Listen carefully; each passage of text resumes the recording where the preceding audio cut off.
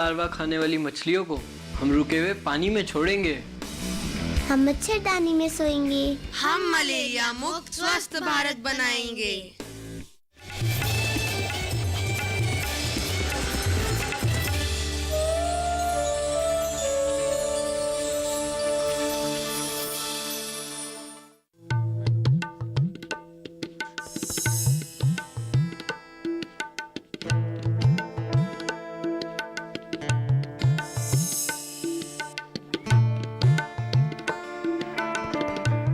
नमस्कार, आप देख रहे हैं दूरदर्शन किसान। मैं हूं अंजू सिंह। स्वागत है आपका दूरदर्शन किसान के खास कार्यक्रम बात संवाद में। हमारे देश में कृषि और पशुपालन से संबंधित कई क्रांतियां आई। इन क्रांतियों का मकसद उत्पादन के मामले में देश को आत्मनिर्भर बनाना था। खाद्यान्न के मामले में आत्मनिर्भर बनाने के लिए हरित क्रांति और दुग्ध उत्पादन बढ़ाने के लिए श्वेत क्रांति। पीली क्रांति खाद्य तेलों के उत्पादन से जुड़ी है। 1986 से 87 में शुरू हुई इस क्रांति की वजह से तिलहनी फसलों का रकबा भी बढ़ा है और उत्पादन भी। लेकिन आज भी हम तेलों के मामलों में आत्मनिर्भर नहीं हो पाए हैं। अभी भी हर साल करीब 65,000 करोड़ रुपए का खाद्य तेल आयात करना पड़ रहा है। आज के बाद संवाद में बात इसी क्रांति की। अगले 1 घंटे के दौरान जानने की कोशिश करेंगे कि ये क्रांति क्या है, भारतीय परिवेश में इसकी क्या उपयोगिता है और अभी तक इस क्रांति से क्या क्या हासिल किया जा चुका है, भविष्य के लक्ष्य क्या हैं और किन चुनौतियों का सामना हमें करना पड़ रहा है। इसके अलावा अगले महीने से सरसों की बुआई भी शुरू होने जा रही है। आज के बाद संवाद का मकसद किसानों को सरसों की ओर प्रेरित करना भी है। विषय रहेगा पीली क्रांति के मायने। चर्चा के लिए स्टूडियो में मौजूद रहेंगे विपुल कुमार श्रीवास्तव, जो कृषि और किसान कल्याण मंत्रालय में तिलहन संभाग के उपायुक्त हैं। बहुत बहुत स्वागत है आपका। इनके अलावा भारतीय कृषि अनुसंधान परिषद में बीज संभाग के अपर महानिदेशक डॉक्टर डी.के. यादव जी भी हमारे साथ मौजूद रहेंगे। यादव साहब, आपका भी बहुत बहुत स्वागत है। लेकिन हम सवाल जवाब का सिलसिला शुरू करें, दोनों मेहमानों से चर्चा करें और ये जाने कि अभी क्या स्थिति है, आने वाले समय को लेकर किस तरह की चुनौतियों का सामना करने के लिए हम तैयारी कर रहे हैं, जमीन पर किस तरह का इसका असर देखने को मिल रहा है। इन सभी बिंदुओं पर हम विस्तार से चर्चा करेंगे। लेकिन उससे पहले हम देखते हैं पीली क्रांति पर हमारी ये रिपोर्ट।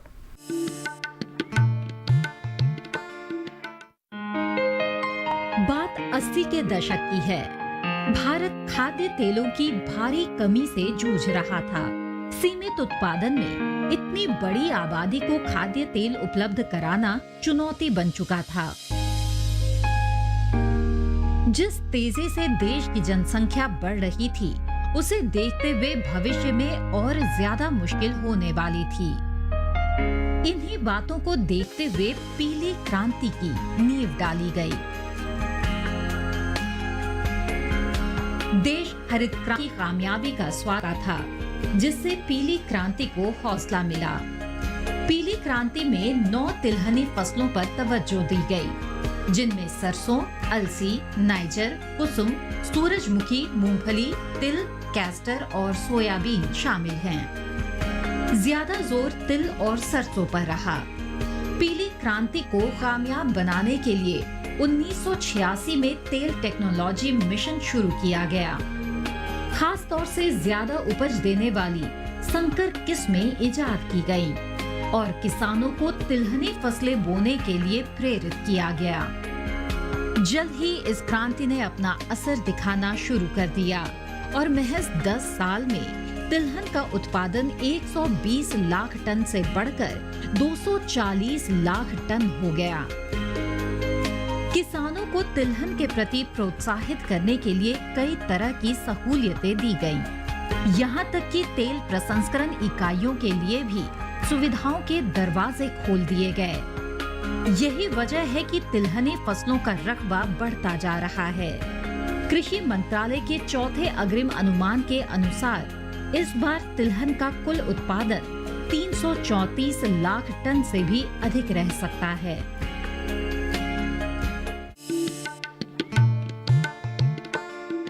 तो अभी आपने रिपोर्ट देखी और हमने आपको बताया कि किस तरीके से इस क्रांति की शुरुआत हुई और कहां तक हम पहुंचे हैं। अभी जो कृषि मंत्रालय है उसका अनुमान क्या है, इसके बारे में भी रिपोर्ट में अभी आपने जानकारी हासिल की है। चलिए अब चर्चा की शुरुआत करते हैं। और डॉक्टर यादव, सबसे पहले मैं आपसे जानना चाहूंगी कि जो हम पीली क्रांति की बात कर रहे हैं कि खाद्य तेलों के मामलों में हम आत्मनिर्भर बने और हमें बाहर से ना लेना पड़े, और प्रधानमंत्री भी अलग अलग मंचों से इस बारे में काफी पुरजोर तरीके से अपनी बात रखते रहे हैं और किसानों को प्रेरित करने का प्रयास करते रहे हैं, इसीलिए इस तरह की योजनाएं भी बनाई गई हैं। आपको क्या लगता है कि इस क्रांति में सबसे महत्वपूर्ण पहलू क्या रहा है? देखिए, पीली क्रांति की जहाँ तक हम बात करें तो पीली क्रांति, जैसा कि आपने बताया भी, जो तिलहन मिशन जो 1986 में शुरू किया भारत सरकार ने, तो वो एक बहुत ही महत्वपूर्ण कदम था हमारे जो खाद्य तेलों में आत्मनिर्भरता की तरफ।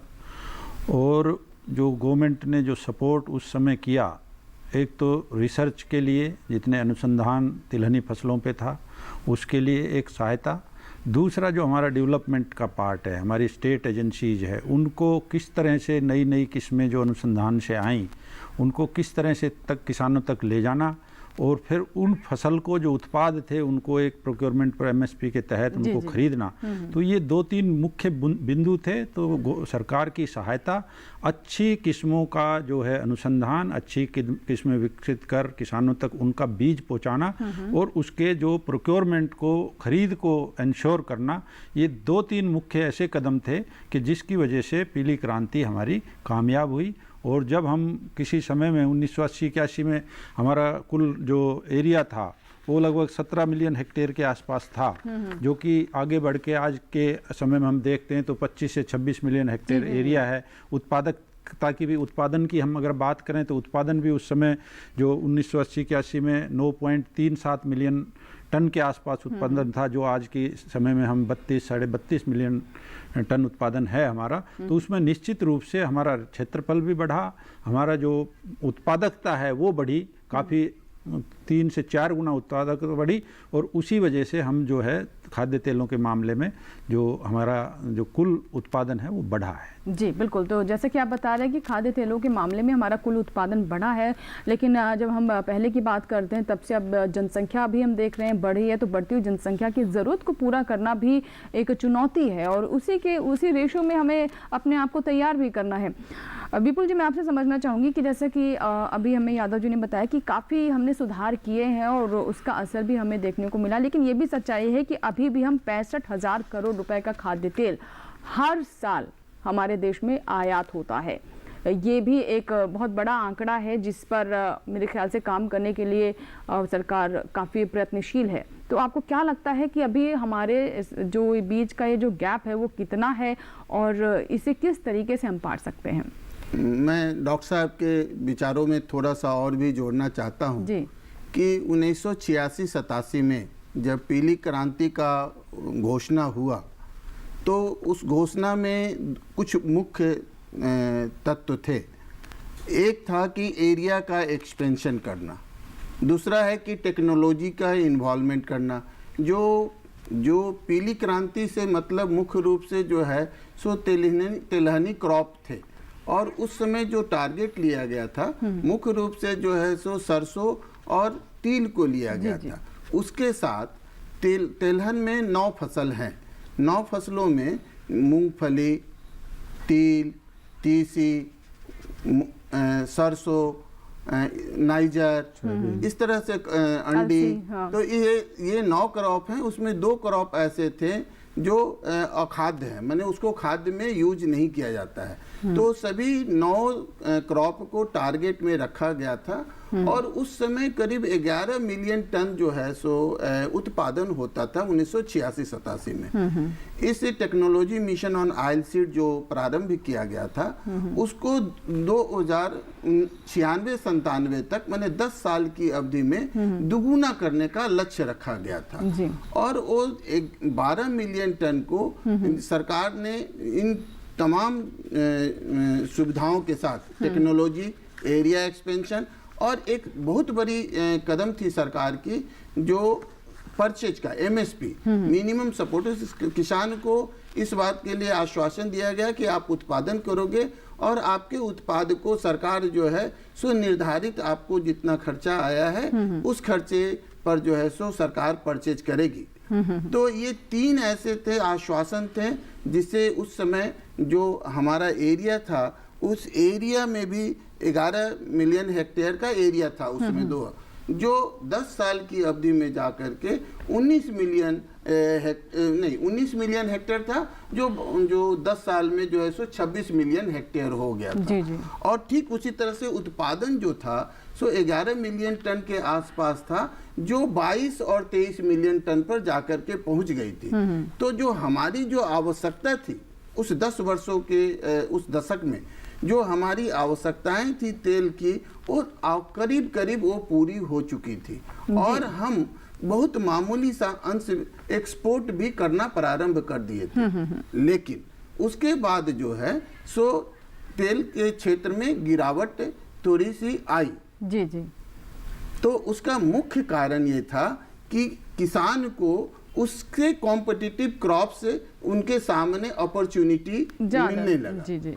और साथ साथ तेलहन क्रॉप की जो समस्याएं थी, जो जलवायु से समस्याएं थी, जो कीट बीमारियां कीट वगैरह, हाँ। बीमारियां थी और जो सूखे का सिंचाई का जो अभाव होता था, बारिश नहीं हुई और उसके अभाव में जो सूखा का था उसका फसल पर बहुत ज्यादा प्रभाव पड़ता था। परिणाम स्वरूप कभी कभी जो है सो किसानों को नुकसान उठाना पड़ता था। तो किसान जो है सो एक एश्योर्ड इनकम की तरफ बढ़ने लगा और जो मक्का है, गेहूं है, वो खरीफ रबी का जो फसल है, रबी के फसलों की तरफ किसान जो है सो मुड़ने लगे। तो इससे क्या हुआ कि तेलहन के क्षेत्र में थोड़ी सी गिरावट आई है। जी। तो जैसा कि आप बता रहे हैं कि ये वो कुछ मुख्य वजह थी जिसके चलते ये गिरावट आई है। एक समय था जब हम आत्मनिर्भर हो गए थे, लेकिन शायद उस समय जो चीज़ों को ध्यान में रखना चाहिए था वो नहीं हो पाई या फिर उस तरफ ध्यान नहीं गया, जिन्हें आप सुधारने की कोशिश की जा रही है। तो मेरा सवाल आपसे यही है कि वो क्या प्रावधान किए जा रहे हैं जो आपको लगता है कि एक तो कॉम्पिटिटिव क्रॉप्स जो थी जिसके चलते किसानों का रुझान दूसरी तरफ हो गया, जो इसके अलावा जो बीमारियां थी या फिर अच्छी जो किस्में थी वो किसानों के सामने उपलब्ध नहीं थी, सिंचाई की समस्या थी, तो इन कमियों को दूर करने के लिए क्या किया गया? हाँ, ये आगे भारत सरकार द्वारा दी गई सहायता पर चर्चा करने से पहले मैं चाहूँगा किसानों को बतलाने के लिए कि जो माननीय प्रधानमंत्री ने 2014 में एक जो है प्रोटीन रिवोल्यूशन का अनाउंसमेंट किया जो एग्रीकल्चर के क्षेत्र में हायर प्रोडक्टिविटी के लिए था। ये जो रिवोल्यूशन का कॉन्सेप्ट आया था इसमें बहुत सारे कॉन्सेप्ट को इसमें मिलाया गया और उन तमाम कॉन्सेप्ट का निचोड़ ये था कि किसानों की आय को दुगुना करना। जी जी। दूसरा बात किसान को आत्मनिर्भर बनाना।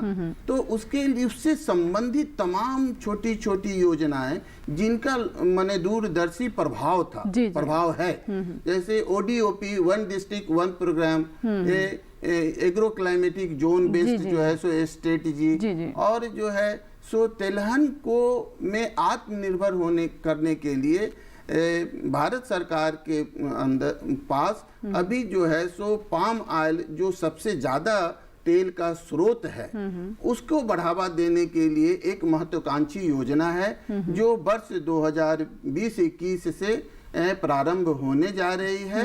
और अभी वर्तमान में जो पाम ऑयल है उसका रकबा जो है 3.5 लाख हेक्टेयर के करीब है। इस रकबे को उनका जो पोटेंशियल एरिया है 19 लाख का एरिया है जहां पर पाम ऑयल की खेती की जा सकती है। तो एक समन्वित प्रोग्राम जो है सो विचाराधीन है जिसको इस वर्ष से लागू करना है और इसमें जो है सो नॉर्थ ईस्ट और साउदर्न स्टेट्स को और इससे जुड़े हुए तमाम उद्योग जगत के लोग जो फ्रूट बंच होते हैं उसके जो फल होते हैं, ताजे फल होते हैं पाम ऑयल के, उनको क्रश करने वाली जितनी भी फैक्ट्रियां होती है उनमें और फार्मर्स के बीच में और उनके बीच में जो कोऑपरेटिव सोसाइटीज होगी सबको सम्मिलित करके तेल के उत्पादन में एक क्रांति लाने की तरफ भारत बिल्कुल। तो तेल के उत्पादन में क्रांति लाने के लिए इस तरह के कदम उठाए जा रहे हैं। अब यादव जी आपसे मैं जानना चाहूँगी, जैसे कि विपुल जी ने भी बताया कि बातचीत में कि 9 ऐसी क्रॉप्स हैं जिन्हें हम इस पीली क्रांति में जानते हैं शामिल, जिन्हें किया गया है। लेकिन हम ये भी समझते हैं कि इसमें सबसे जो प्रमुख है वो तो सरसों ही है, और सरसों का सीज़न भी अब शुरू ही हो रहा है। तो ऐसे में आपके संस्थान की तरफ से किस किस तरह के प्रयास किए जा रहे हैं, इस सीज़न में कौन कौन सी नई शुरुआतें की जाएंगी ताकि किसान और प्रेरित हों? हाँ, जो जैसे कि बताया डॉक्टर साहब ने भी, तिलहनी फसलों में 3 प्रमुख जिनको प्रमुख तिलहनी फसलें कहते हैं, सोयाबीन, सरसों और मूंगफली। सोयाबीन का रकबा सबसे अधिक है, पैदावार भी उत्पादन भी सबसे अधिक है। सरसों दूसरे नंबर पर आती है, मूंगफली तीसरे पे। बाकी जो 5-4 फसलें हैं खाद्य तेलों के लिए, उनको माइनर उसमें कहते हैं, उनका रकबा भी बहुत ज़्यादा नहीं है, उत्पादकता भी उनकी अच्छी नहीं है, इसलिए उत्पादन भी कम है।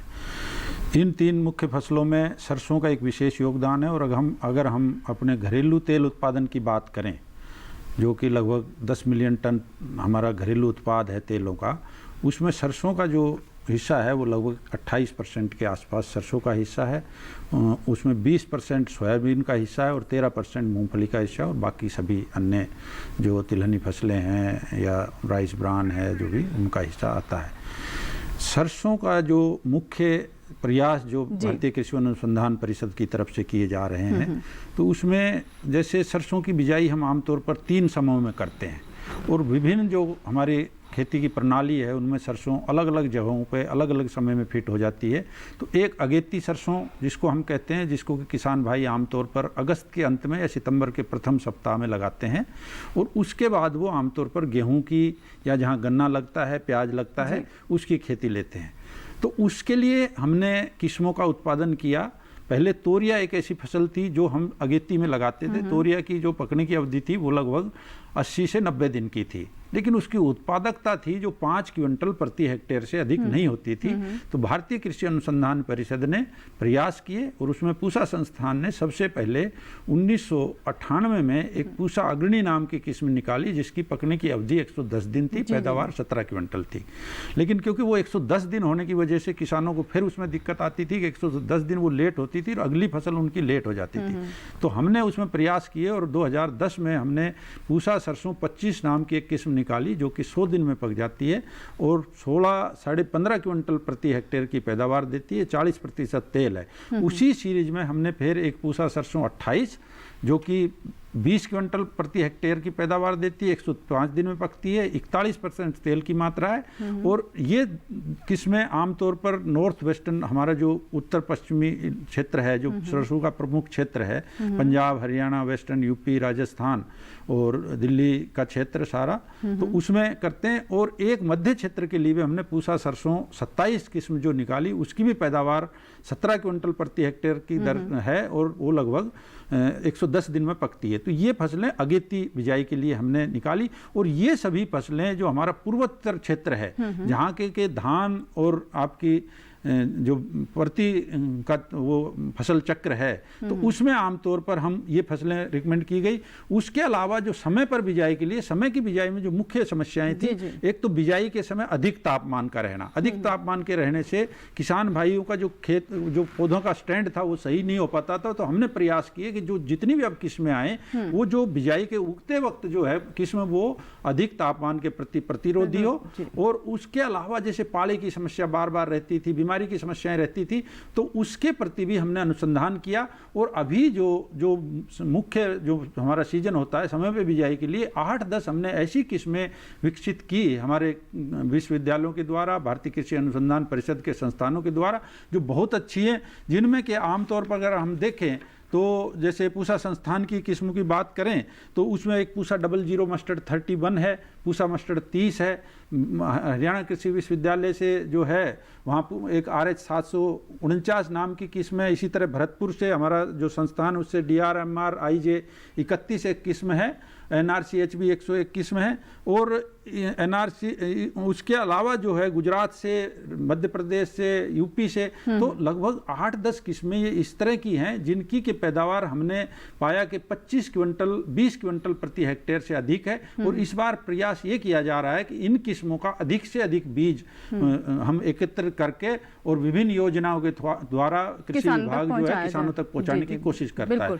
जो तीसरा जो हमारा वो आता है बिजाई का, वो पछेती बिजाई है। आमतौर पर जैसे धान की कटाई में या कपास की चुनाई में या राजस्थान में खास तौर पर गुआर की कटाई या बाजरा आदि तो पहले कट जाता है, वो अगर लेट हो जाता है तो किसान भाई जहां पानी की उपलब्धता नहीं है वो नवंबर के माह में सरसों बिजाई करता है। तो उसमें आमतौर पर समस्या आती थी कि उस पर बीमारी और जो चेपे की समस्या अधिक आती थी, और वो जो पकवार के समय अधिक तापमान की वजह से फोर्स मैच्योरिटी जो है दबाव से वो जल्दी पक जाती थी, दाना छोटा होता था। उसके लिए भी हमने किस्मों का विकास किया, और 2-3 किस्में जो अभी बहुत अच्छी चल रही है उसमें पूसा सरसों एक 26 हमारी किस्म है, और एक NRC HB 101 किस्म है जिनकी पैदावार लगभग 17-18 क्विंटल प्रति हेक्टेयर और अच्छा तेल की मात्रा ये देती है। तो ये प्रयास हमने किए, और इसी तरह से पाले के लिए जो हमने विभिन्न तकनीकियां दी कि बार बार पाला आता था, फसल को नुकसान करता था किसान को, उसके लिए हमने तकनीकी उपलब्ध कराई। जो सफेद रोली है उसके लिए तकनीकी उपलब्ध कराई, और इसीलिए तेले की जो समस्या आती है उसके लिए भी हमने केमिकल उपचार उसका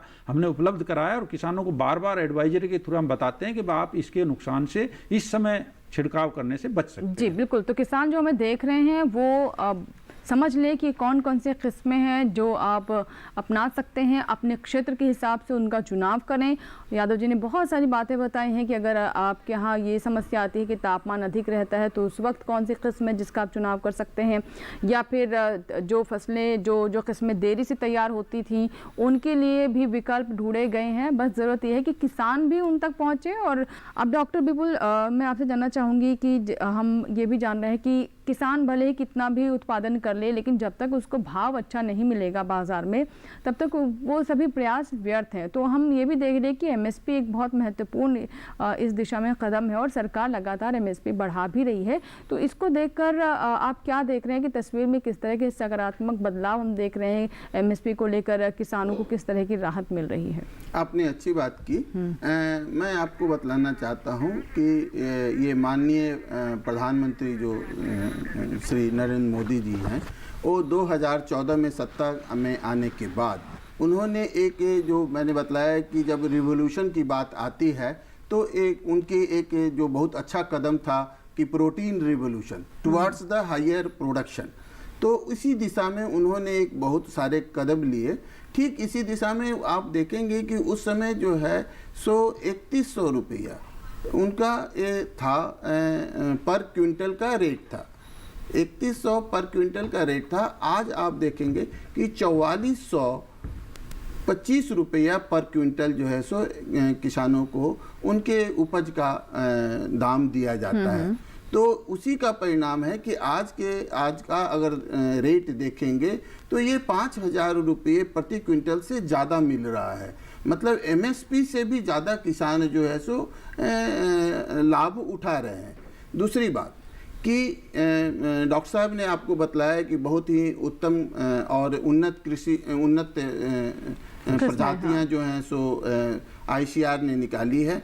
उन्हीं प्रजातियों को लेकर के इस वर्ष पीली क्रांति में एक विशेष परियोजनाएं प्रस्ताव में है जिसको लागू किया जा रहा है इसी रबी सीजन से, जिसमें किसानों को 20 क्विंटल और उससे अधिक उत्पादन वाली जितनी भी प्रजातियां हैं, वेराइटीज हैं, उसके बीज दिए जाएंगे। साथ में इस उन्नत प्रजातियों के लिए जो सूक्ष्म तत्व की आवश्यकता होती है, जैसे तिलहन में स्पेशली जो मस्टर्ड की बात करें, सरसों की बात करें, तो आपको सल्फर, बोरान और माइक्रोन्यूट्रिएंट की जरूरत होती है, जो मेजर हैं नाइट्रोजन, फास्फोरस और पोटास के अलावा। तो इनका जो है सो उत्पादन पर तो प्रभाव पड़ता ही है, साथ साथ इसकी क्वालिटी भी अच्छी होती है। जी। जो सरसों की जो क्वालिटी है उसमें ऑयल कंटेंट है, उसके साइज है, बोल्डनेस है, कलर है, वो सब जो है सो उत्तम क्वालिटी का होता है। तो हमने इस योजना के में जो है सो माइक्रोन्यूट्रिएंट और तिलहनी फसलों में एक बहुत बड़ी समस्या ये है कि उनको बीमारियों का डर लगा रहता है। तो बीमारियों से निजात पाने के लिए बायोलॉजिकल कंट्रोल और जो उसके पर होने वाले खर्च है उसको भी सरकार जो है सो अनुदानित दर पर जो है सो इस स्कीम के तहत रखी हुई है और किसानों को ये राज्य सरकार के माध्यम से मुहैया कराया जी जाता बिल्कुल। है। तो जो समस्या है उसके बारे में लगातार प्रयास किए जा रहे हैं और जैसा कि यादव जी ने भी बताया कि बीमारियों का बहुत खतरा रहता है, इसको लेकर हमारे किसानों को तो सजग रहना ही है। साथ ही सरकार की तरफ से भी प्रयास किए जा रहे हैं। अभी हमें विपुल जी ने बताया कि माइक्रो न्यूट्रिएंट्स की कमी हो जाती थी, उसे पूरा करने के लिए कई योजनाएं चलाई जा रही हैं, किसानों तक पहुँचाई जा रही हैं। अच्छी किस्मों का चुनाव करें ताकि जो उत्पादन है वो बेहतर हो, गुणवत्ता हो, उत्पादन बढ़े तो साथ साथ उसकी गुणवत्ता भी बेहतर हो। और वो कौन कौन से मानक है उस गुणवत्ता के, उसके बारे में भी उन्होंने विस्तार से हमें बताया। फिलहाल वक्त हो गया एक छोटे से ब्रेक का, लेकिन ब्रेक के बाद भी जब वापस आएंगे तो पीली क्रांति पर ही हमारी चर्चा जारी रहेगी। आप देखते रहें वाद संवाद। छोटा सा ब्रेक।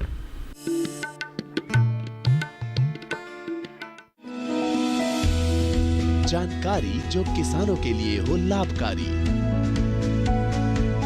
समस्याओं पर पड़ेगा समाधान भारी, कृषि की हर बात का ख्याल, कब कैसे की जाए बेहतर देखभाल, जानिए विशेषज्ञों के साथ, देखिए खेत खलिहान, सोमवार से शुक्रवार सुबह 7 बजे डीडी किसान पर।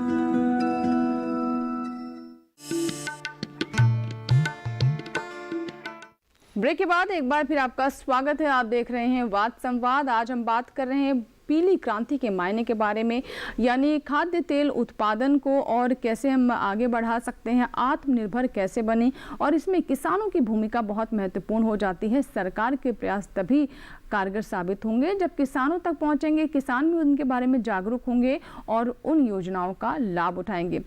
डॉक्टर यादव, ब्रेक से पहले जैसा कि विपुल जी ने बताया कि जो हमारा जो उपज है उसकी गुणवत्ता भी बहुत महत्वपूर्ण है। सिर्फ इतना ही नहीं कि हम रकबा बढ़ाते रहें या फिर उत्पादन हमारा बढ़ता रहे, लेकिन जब तक उसकी गुणवत्ता में सुधार नहीं देखने को मिलेगा तब तक किसानों को ना वो भाव मिलेगा और ना ही हम उस मकसद में कामयाब होंगे। तो ये बताइए यादव जी, जिन आप अच्छी वेराइटीज़ के बारे में बता रहे थे और जो सूक्ष्म पोषक तत्वों की पूर्ति के बारे में हमें विपुल जी ने बताया, इन तक किसान किस तरीके से पहुँचे, कौन कौन सी डेडिकेटेड जगह है जहाँ पर वो जा सकते हैं और प्राप्त कर सकते हैं? देखो अंजू, सबसे पहली जो किसान के लिए जो सबसे आवश्यक चीज़ है अभी, क्योंकि रबी का मौसम शुरू होगा, खेती बिजाई तो सरसों की लगभग हो गई है, तो उसमें सबसे पहले किसान को बीज की व्यवस्था करनी होती है। तो आमतौर पर ये देखा गया है कि किसान भाई, ज़्यादातर किसान वो तब सचेत होते हैं कि जब खेत तैयार हो गया और कल उनको बिजाई करनी है तो वो बीज की बात तब बीज के लिए दौड़ते हैं। जी, तो मेरा किसान भाइयों से एक अनुरोध ये है कि आपके पास अभी लगभग 15-20 दिन का समय है। आमतौर पर हरियाणा, वेस्टर्न, इधर नॉर्दर्न राजस्थान में बिजाई अक्टूबर के 1-2 अक्टूबर से शुरू करते हैं टेम्परेचर को देखते हुए। तो वो अभी 15 दिन में अपने बीज की व्यवस्था करें। बीज के लिए उनको चाहिए कि बीज एक तो उसी किस्म का लें कि जो किस्म आपके क्षेत्र के लिए अनुमोदित है। किसी के कहे सुने पे या कहीं से सुनकर, ये नहीं कि भाई कोई कहता है कि ये वैरायटी है ये 30 क्विंटल प्रति हेक्टेयर देगी, ऐसे उस झांसे में नहीं आए। आपके जो क्षेत्र में आपका कृषि अधिकारी है, आपके कृषि विज्ञान केंद्र है, आपका कृषि विश्वविद्यालय है, भारतीय कृषि अनुसंधान परिषद के संस्थान है, उनके आप वैज्ञानिकों से संपर्क में रहिए।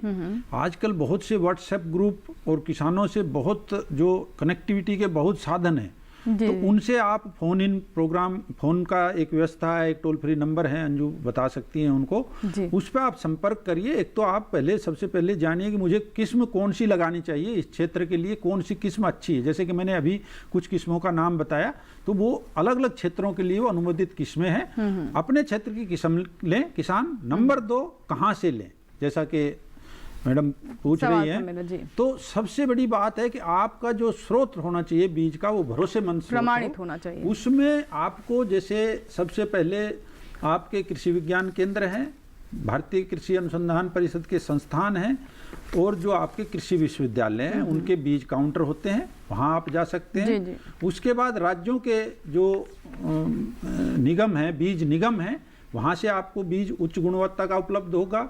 राष्ट्रीय बीज निगम के जो विभिन्न जो काउंटर हैं उनके वो सेल काउंटर है, वहाँ से उपलब्ध होगा। एनजीओज आजकल और जो बहुत सी संस्थाएं, फार्मर प्रोड्यूसर ऑर्गेनाइजेशन बने हुए हैं बीज के लिए, वो भी अच्छी गुणवत्ता का बीज पैदा करते हैं, वैज्ञानिकों के मार्गदर्शन में बीज पैदा करते हैं। और अभी एक जो परियोजना पिछले 4-5 साल से पहले शुरू में 15-16 में दलहन में शुरू हुई थी, पिछले वर्ष से तिलहनी फसलों में भी एक बीज हब के नाम से परियोजना शुरू हुई, जिसमें कि हम 35 बीज हब हैं और सरसों के क्षेत्र में भी 8 बीज हब हैं। और वो बीज हब उन जगहों पे है जहां पहले किसानों को बीज की समस्या थी। जी। तो सरसों के लिए केवीके में और हमारे कृषि अनुसंधान जो हमारे कृषि विश्वविद्यालय हैं उनके रीजनल सेंटर्स पे भी बीज हब बनाए गए हैं और उन बीज हब में भी इनकी मात्रा जो अच्छे बीज उपलब्ध हैं। और उसके अलावा जो प्राइवेट सीड कंपनीज भी हैं, प्राइवेट सीड कंपनीज में कई बार क्या होता है, बहुत सी अच्छी कंपनीज हैं जिनका अच्छी गुणवत्ता का बीज उपलब्ध है। कई कंपनीज जो हैं वो थोड़ा सा किसानों को धोखा करते हैं और कई बार जैसे स्पूरियस सीड या नकली बीज की बात करते हैं, वो कहीं न कहीं किसी किसान भाई के खेत से खरीदते हैं अगले साल उसको, तो उनकी संख्या बहुत कम है। उसमें आपको ध्यान ये रखना है कि कंपनी कैसी है, किस तरह की है। कोई एक रात में अरबपति बनने वाली कंपनी आती है, आपके खेत से खरीदा, आपको वो लेके 50 रुपए में लेके आपको अगले दिन 300 रुपए में बेच दिया। तो उनसे आपको सावधान रखना है। कंपनियां भी कोई अच्छी कंपनी हो जिसका अच्छा आधार हो, वहां से आप बीज लग सकते हैं। तो ये विभिन्न स्रोत जैसे मैंने बताया, आप यहाँ से जहां भी बीज लेंगे। दूसरा, थैली पर टैग लगा होता है हमेशा, उस टैग को रखना भी होता है, थैली सील होती है, उस पे आपके जो मानक है उसका कितना जमवार होगी, कितने उसमें प्योरिटी है, कितना उसका मॉइस्चर है, कितने उसमें खरपतवार के बीज, वो सारा दिया हुआ है, उसमें कंपनी की मोहर है। तो आप हमेशा ध्यान रखिए कि वो थैली खुली नहीं हो, उस पर 2 टैग होते हैं। तो उन टैग को आप रखिए अपने साथ, बिल आप वहां से लीजिए। अगर किसी अवस्था में आपको कोई धोखा होता है, उस तरह की पैदावार नहीं होती है या जमवार नहीं होता है, तो आपके पास ये प्रूफ होना चाहिए कि मैंने बीज किससे लिया और इसमें मेरे को ये दिक्कत आई है। तुरंत आप अपने क्षेत्र के कृषि अधिकारी से मिलिए और आप अपना जो नुकसान हुआ उसकी भरपाई के लिए कार्रवाई करिए। इन शर्तों का किसानों को विशेष ध्यान रखें। तो बिल्कुल, अभी यादव जी ने बताया कि किस तरह के बीज आप लें, कहाँ से लें, और ख़ास तौर पर आप सील बंद पैकेट ही लें, उस पर जो टैग लगे हुए हैं उन्हें संभाल कर रखें, और रसीद लेना तो बिल्कुल भी ना भूलें। भले ही दुकानदार आपको भटकाने की कोशिश करे, आपको समझाने की कोशिश करे कि खुला बीज ले लें या फिर टैग या रसीद अभी नहीं उपलब्ध है, लेकिन आप अपनी बात पर अड़े रहें ताकि आपको किसी तरह का धोखा ना हो। और क्योंकि फसल का मसला है, तो जब पता चलता है कि आपने पूरी मेहनत कर ली है और उस तरह का उत्पादन नहीं मिला है, फसल उतनी अच्छी नहीं मिली, उस वक्त काफ़ी देर हो चुकी होती है, किसानों को काफ़ी नुकसान हो जाता है। तो ऐसा ना हो आपके साथ, इसीलिए इन सभी बातों का ध्यान आप शुरुआत से ही रखें।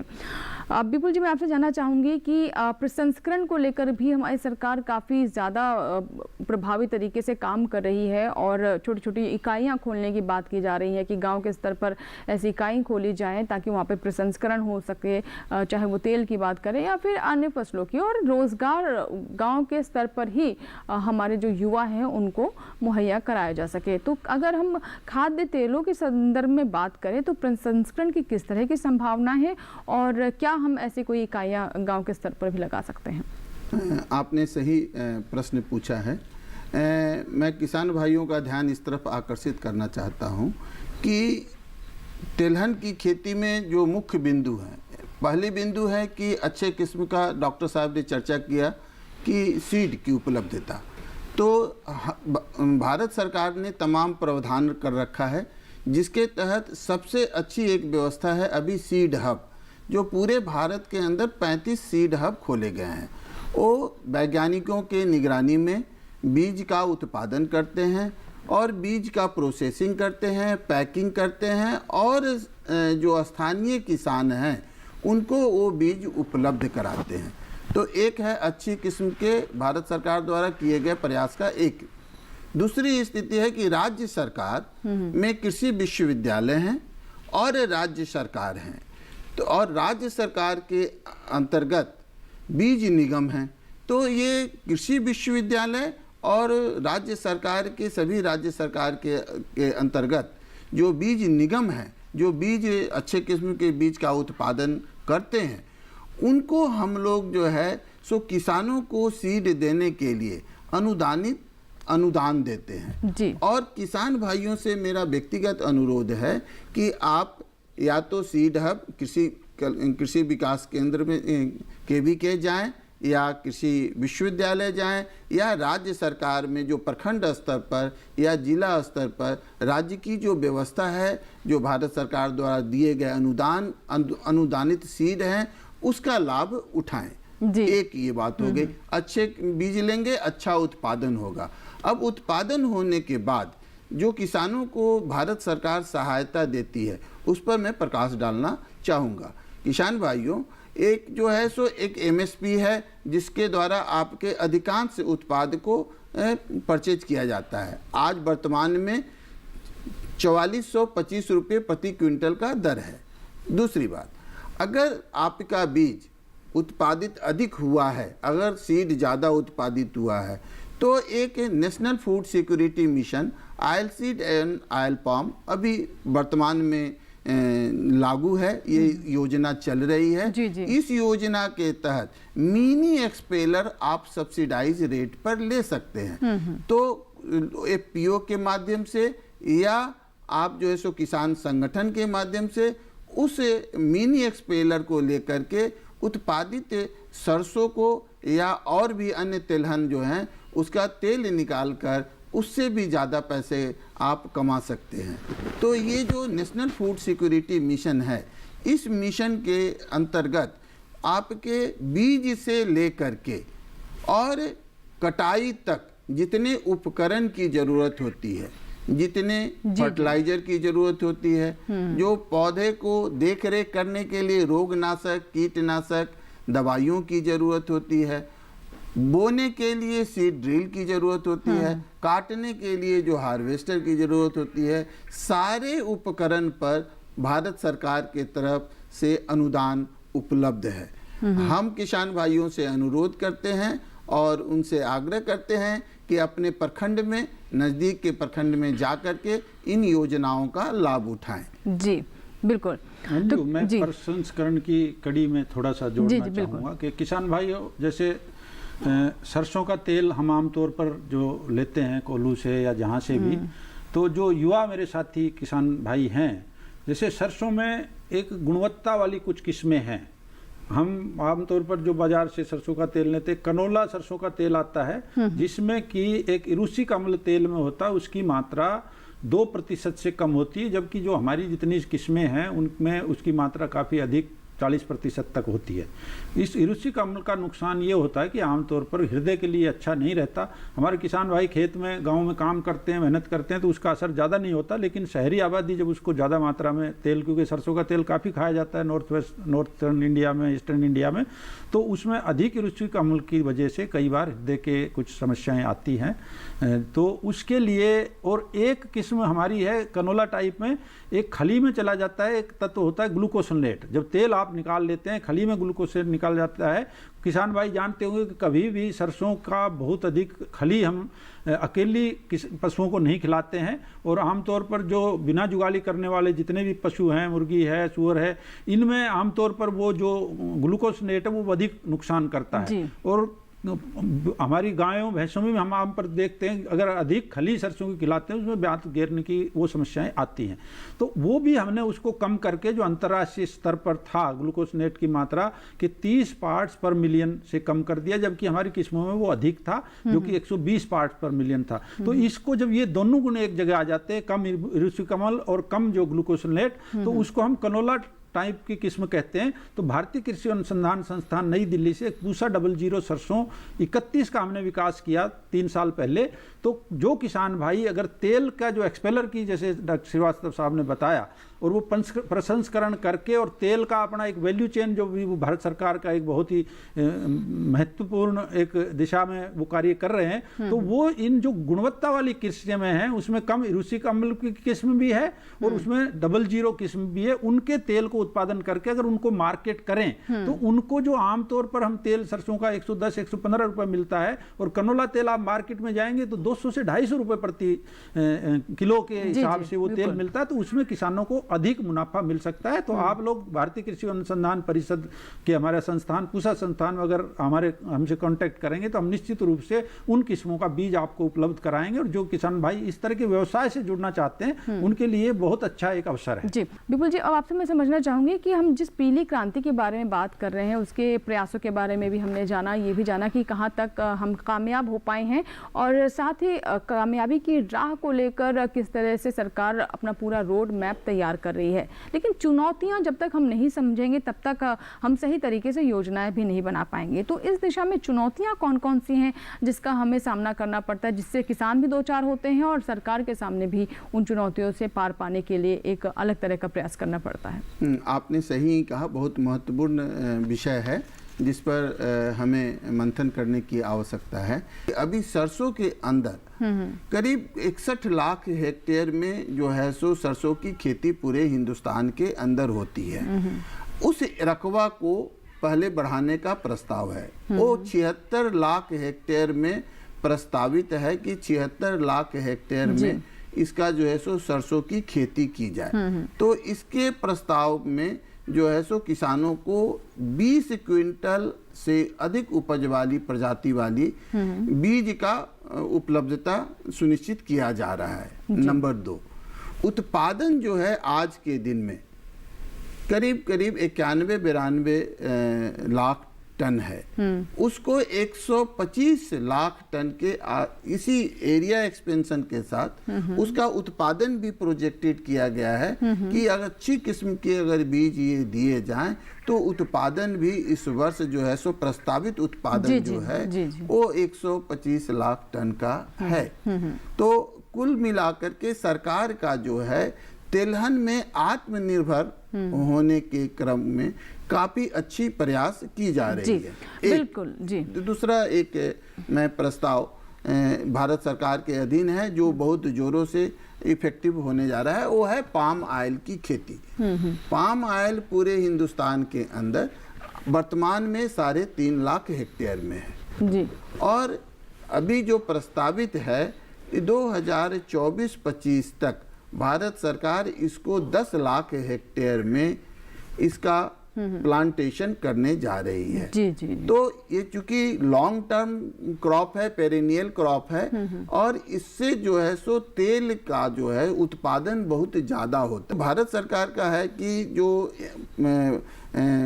एनुअल क्रॉप है, सरसों है, मूंगफली है, तो इस तरह की जो फसल है इस पर तो हम प्रकाश डाल रहे हैं। साथ साथ जो पेरेनियल क्रॉप्स हैं जो पाम ऑयल हैं इस पर भी हम लोगों का पूरा जोर है। बिल्कुल, तो पूरा जोर है पाम ऑयल पर और किस तरीके से इसे और प्रबल तरीके से आगे बढ़ाया जाए और इसमें भी हम कैसे आत्मनिर्भर बने, इसके बारे में अभी हमें विपुल जी ने बताया। फिलहाल वक्त हो गया एक छोटे से ब्रेक का, कहीं मत जाइएगा। ब्रेक के बाद भी पीली क्रांति पर ये हमारी चर्चा जारी रहेगी। पीली क्रांति के मायने हम और बेहतर तरीके से समझने की कोशिश करेंगे।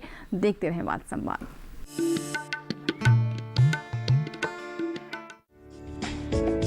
ये कामयाबी है अन्नदाता की, ये कहानी है खेत और खलिहानों की। कैसे करें अपने पशुओं की देखभाल,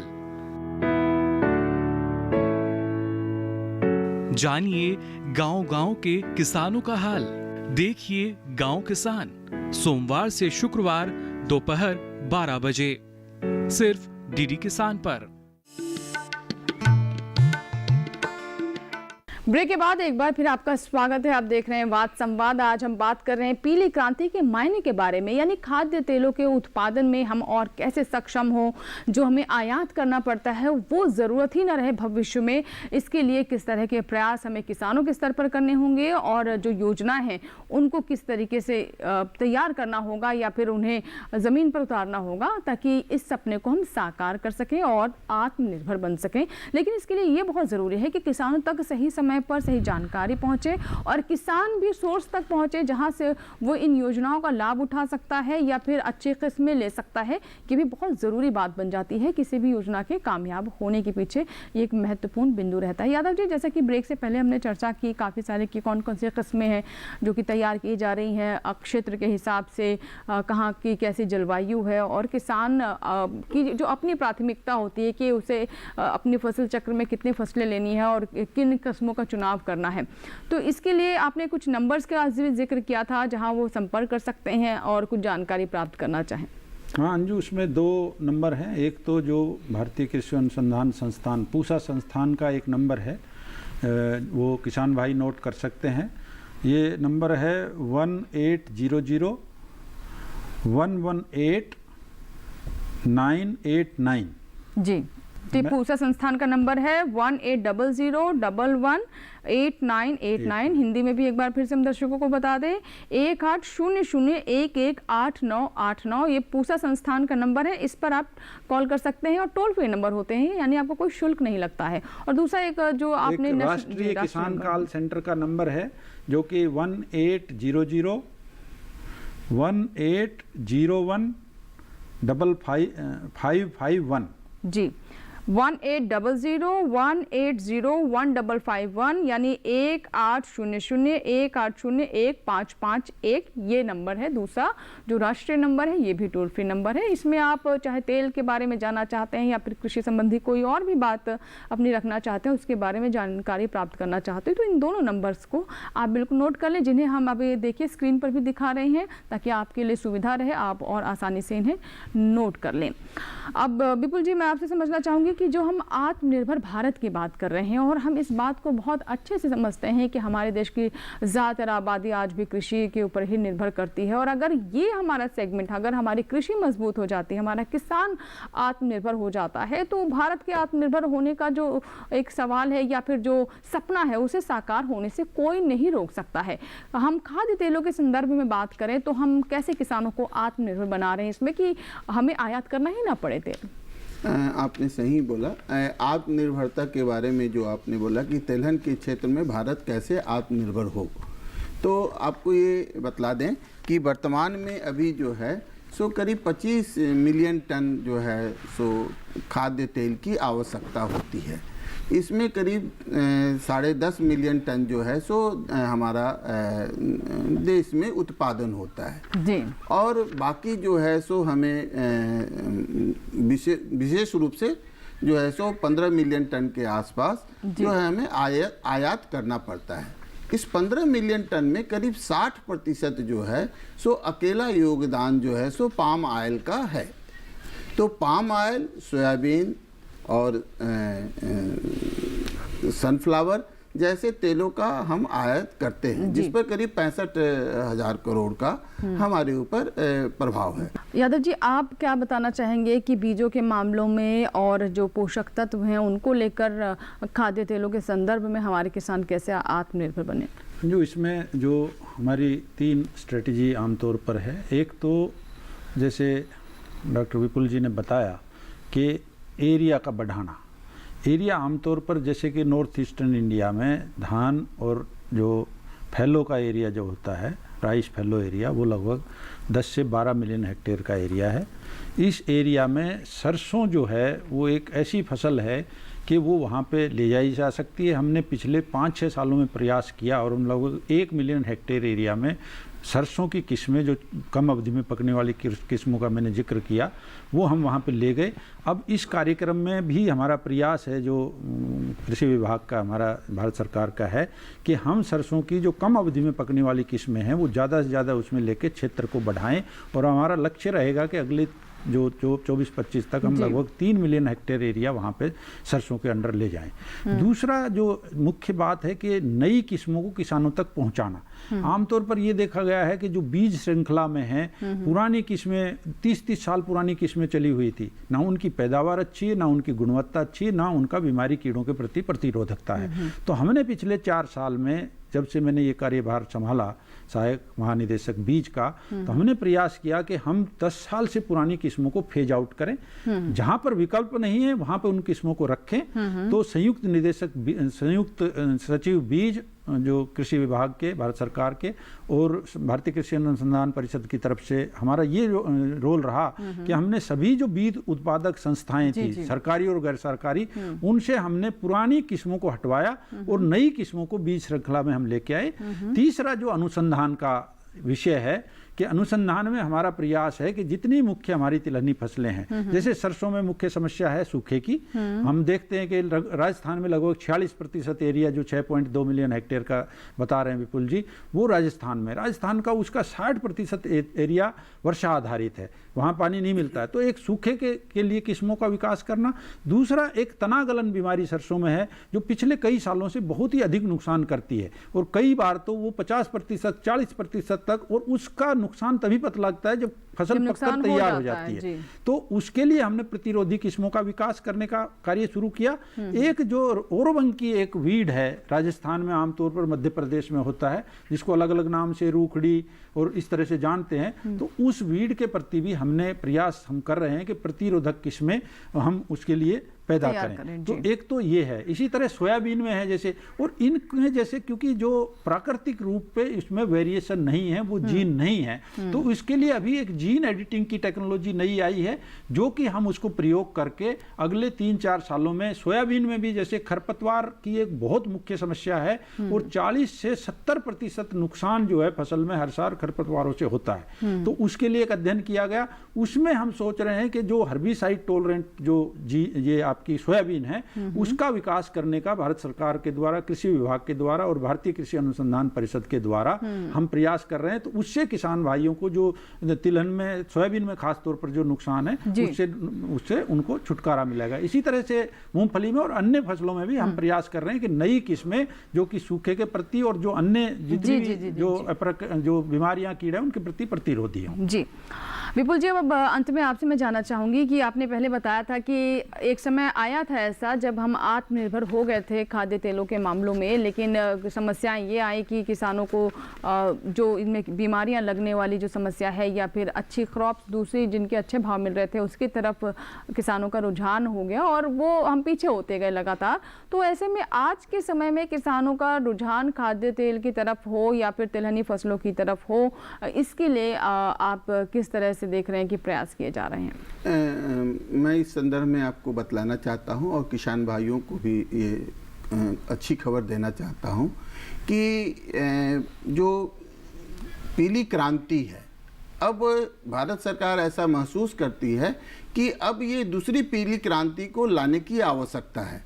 तो हम दूसरी पीली क्रांति की तरफ जा रहे हैं और हमने इसी वर्ष से जो है सो, जैसा मैंने अभी थोड़ी देर पहले आपको बतलाया था कि एक स्पेशल जो है सो मस्टर्ड प्रोग्राम मैंने स्टार्ट किया है, भारत सरकार स्टार्ट करने जा रही है। उसके तहत जो है सो अच्छी किस्मों का आपको बीज उपलब्ध होगा और उसके 20 क्विंटल के आसपास जो अभी हमारी उत्पादकता है वो 1512 केजी, राष्ट्रीय स्तर पर 1512 केजी की उत्पादकता है मस्टर्ड की। तो हम लोग इस उत्पादक, चूंकि आप जानते हैं कि क्षेत्र तो सीमित है, एरिया तो सीमित है, उसको तो रबर की तरह बढ़ाया नहीं जा सकता है।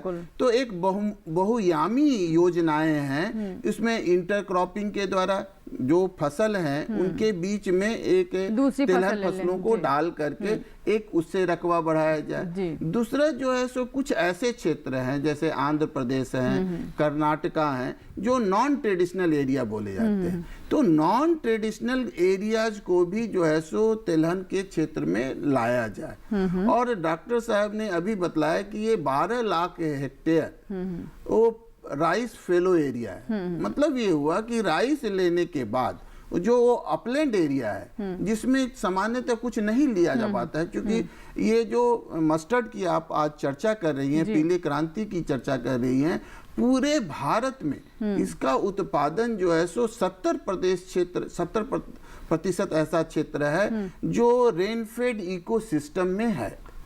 तो अब जो एरिया है राइस फेलो लैंड जो अपलैंड है, वहाँ उसको भी जो है सो सरसों के उत्पादन, क्योंकि रबी की मुख्य फसल जो है सो सरसों ही है, जो 90 से अधिक जी। नहीं, सोसाइटीज वगैरह भी बनाई जा रही हैं, वो किस तरह की सोसाइटीज हैं जिससे किसानों को जोड़ा जा रहा है? जो सोसाइटीज हैं किसानों के बेहतर इनकम को बढ़ाने के लिए, जो एक बहुत बड़ा सोसाइटी है वो फूड फार्मर्स प्रोड्यूसर ऑर्गेनाइजेशन, किसान उत्पादक संगठन, हाँ। जो इसमें अभी प्रस्ताव है कि पूरे भारत में 100 केवल ऑयल सीड्स के लिए एपीओज को बनाया जाए। जी जी। तो और custom hiring centres, custom hiring centres से लोगों को जो टेक्नोलॉजी का सहायता मिलेगा कि जैसे बीज बोने के लिए 5 केजी पर हेक्टेयर बीज लगती है, लेकिन अगर उसको सीड ड्रिल से अगर किया जाए तो उस 5 केजी के बदले में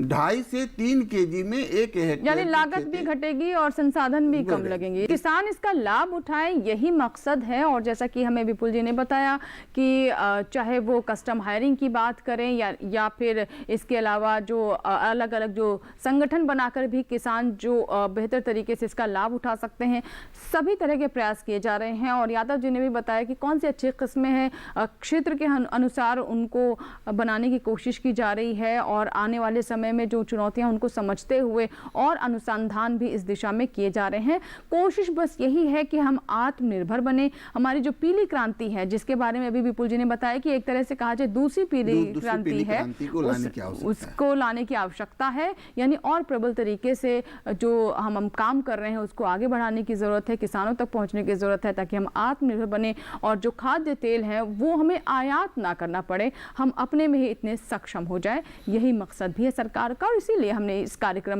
में आप तक ये सभी जानकारियाँ पहुँचाई, क्योंकि सीज़न आ रहा है, हमारे किसान समझ लें कि उन्हें कौन कौन सी बातों का ध्यान रखने की इस वक्त ज़रूरत है। इसी के साथ ही आज के बाद संवाद में फिलहाल इतना ही। मैं आप दोनों मेहमानों का शुक्रिया करना चाहूँगी, आप स्टूडियो में आए और हमारे किसानों को इतनी महत्वपूर्ण जानकारी दी। बहुत बहुत धन्यवाद। आशा करते हैं कि किसानों ने भी पूरे कार्यक्रम को बहुत ध्यान से देखा होगा, सुना होगा और इसमें जो बातें बताई गई हैं उसे भी वो ज़रूर इस बार सीज़न में शामिल करेंगे और उसका लाभ उठाएंगे। अगले अंक में नई जानकारियों के साथ, नए विषय के साथ और नए मेहमानों के साथ वाद संवाद में फिर होगी आपसे मुलाकात। लेकिन आप बने रहे दूरदर्शन किसान के साथ। नमस्कार।